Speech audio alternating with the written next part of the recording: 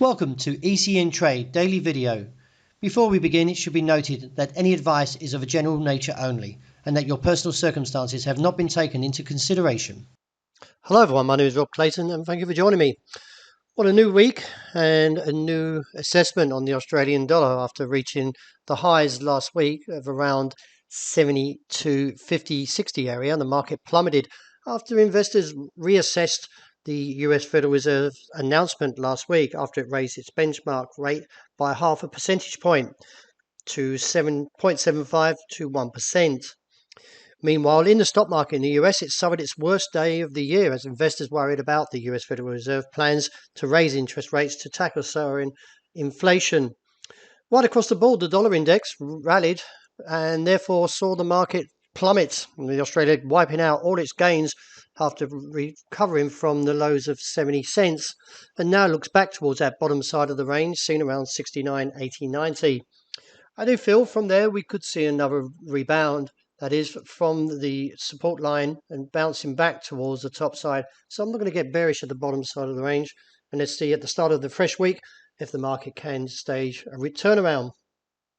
The euro still respecting this level of 104.85.95 after at least near enough 8 attempts to the downside, and from the previous posting a long-legged doji after the non-farm payrolls number, which come out as previously at 428,000 jobs, posting a better forecast than 390, that is. So with the raise now gave us an unemployment rate which was previous of 3.6 as well.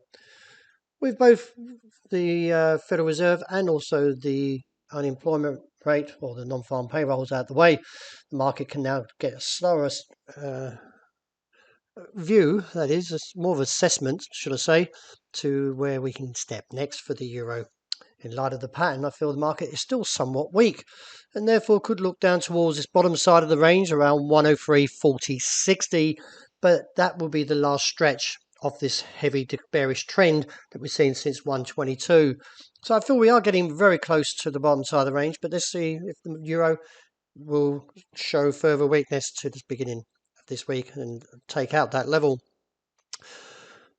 The bounce on last week for dollar yen, it's not quite claimed that topside challenge of the trend line and still holding, now risen to around 131 figure 10. There is a little bit of divergence in the indicators, but overall though we are getting very close to the top side of this range.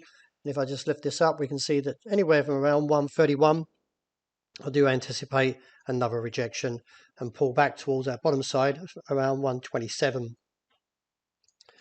Sterling plummeted away from that 126.45.60 area late last week and now crushes the level of 123.80. Though I'm not getting negative.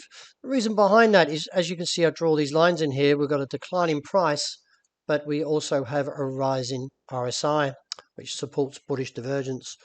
With the Bank of England going last week, 25 base points to 1%, the market is now most probably going to consolidate at these lows, and I do feel there is a recovery for sterling on the way. The market plummeted away from that 194 after briefly extending its rally, but didn't stay there long, and the call to 191 was achieved after stabbing there late last week, and now posted the market into the middle side of the range from 191 to 93, 94.5. In light of the picture though, there is an attempt to try and recover, but I feel the market will fail again towards 194 and look back towards that downside. Very whipsaw price action for gold after rebounding off the level around 1,848 to 52 and surging back to the rejection area 1,914.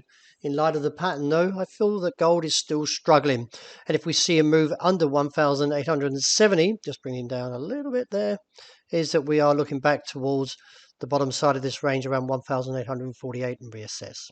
Finishing up with oil, the market is attempting to recover since rebounding off that $97.5 to $98 a barrel, but I feel the pattern is still very much a lackluster price action, even though we have edged slightly higher, but the technicals are still slightly sluggish. In light of the picture though, from the RSI and also from the MACD, I feel that we could see a weaker play into the start of this week, but not as weak until we see the market break the level around 102.50 with a cap seen around 113 figure 75. Well, that wraps it for the morning. Thank you very much for joining me. As always, look out for the intraday report and also the end of the day wrap.